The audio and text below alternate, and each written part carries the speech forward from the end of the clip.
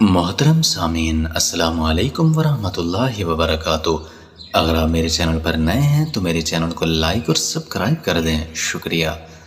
Protein جسمانی وزن میں کمی لانے کے لیے بہترین غذائی جز ہے، کیونکہ اس سے پیٹ زیادہ دیر تک بھرا رہتا ہے، جبکہ پروٹین جسم کے لیے اضافی چربی کے ذخیرے کو بھی مشکل بناتا ہے۔ مگر اس سے ہٹ کر بھی انسانی جسم کے افعال کے لیے پروٹین کی اہمیت بہت ہی زیادہ ہے۔ جسمانی وزن میں کمی، مسلز بنانے اور دیگر کرنے کے لیے اس جز کی بہت زیادہ ضرورت ہوتی ہے۔ ایک تحقیق کے مطابق دنیا بھر میں 1 ارب افراد پروٹین کی کمی کا شکار ہیں، خصوصاً وسطی افریقہ اور جنوبی ایشیا، یعنی کہ ہمارا اپنا خطہ۔ یہاں 30% بچوں کو بہت کم پروٹین ملتی ہے۔ طبی ماہرین کے مطابق بالغ مرد کے لیے روزانہ پروٹین کی ضرورت 56 گرام، خواتین کے لیے 40 سے 50 گرام، جبکہ بچوں کے لیے 19 سے 34 گرام۔ ان کی عمر پر اس کا انحصار ہے۔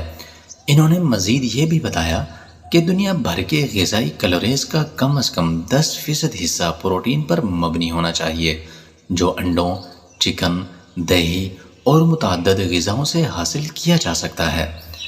تاہم جسم میں پروٹین کی کمی کا اندازہ کیسے لگایا جائے؟ اس کی علامات درج ذیل ہیں۔ نمبر 1، سوجن۔ جسم میں پروٹین کی کمی کی ایک سب سے عام فہم علامات سوجن ہے، بالخصوص پیٹ، ٹانگوں، پیروں اور ہاتھوں میں۔ اس کی ممکنہ وجہ یہ ہے کہ پروٹینز خون میں گردش کرتے رہتے ہیں اور سیال کو ٹشوز میں جمع ہونے سے بہت زیادہ روکتے ہیں۔ چڑچڑاپن۔ ہمارا دماغ نیورو ٹرانسمیٹرز نامی کیمیکلز کو خلیات تک تفصیل پہنچانے کے لیے استعمال کرتا ہے۔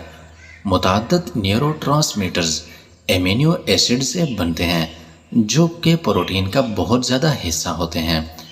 تو پروٹین کی کمی کے نتیجے میں جسم مناسب مقدار میں نیورو ٹرانسمیٹرز بنا نہیں پاتا، جس کے نتیجے میں دماغی افعال میں بہت ہی زیادہ تبدیلیاں آتی رہتی ہیں۔ مثال کے طور پر ڈوپامائن اور سیروٹونین کی سطح کم ہو جاتی ہے، جس سے مزاج پر بہت ہی زیادہ منفی اثرات مرتب ہوتے ہیں اور لوگ ڈپریشن یا غصہ کرنے لگ جاتے ہیں۔ نمبر 3، بالوں، ناخنوں اور جلد کے مسائل۔ بال، ناخن اور جلد تینوں ہی مختلف پروٹینز جیسے کولیجن اور کیراٹین سے بنتے ہیں۔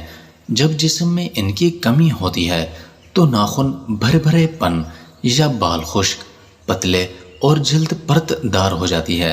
کمزوری اور تھکاوٹ۔ تحقیق سے ثابت ہوا ہے کہ محض 1 ہفتے تک غذا میں پروٹین کی مناسب مقدار کا استعمال نہ کرنا حرکت اور جسمانی انداز پر اثر انداز ہونے والے مسلز پر منفی اثرات مرتب کر سکتا ہے۔ خاص طور پر اگر آپ کی عمر 55 سال یا اس سے بھی زیادہ ہو اور وقت کے ساتھ ساتھ پروٹین کی کمی کے نتیجے میں مسلز کا حجم گھٹنے لگتا ہے، جس سے جسمانی مضبوطی بہت ہی زیادہ کم ہوتی ہے اور توازن کو برقرار رکھنا بہت ہی زیادہ مشکل ہو جاتا ہے۔ اور ہاں، میٹابولزم کی رفتار بھی بہت ہی زیادہ سست ہو جاتی ہے، جبکہ خون کی کمی کا سامنا بھی انسان کو ہو سکتا ہے، جس سے تھکاوٹ کی شکایت کا سامنا یہ تو بہت ہی معمولی سی بات ہوتی ہے۔ نمبر 4، بھوک۔ پروٹین جسم کا ایندھن ہے، یعنی جسم کی غذا ہے۔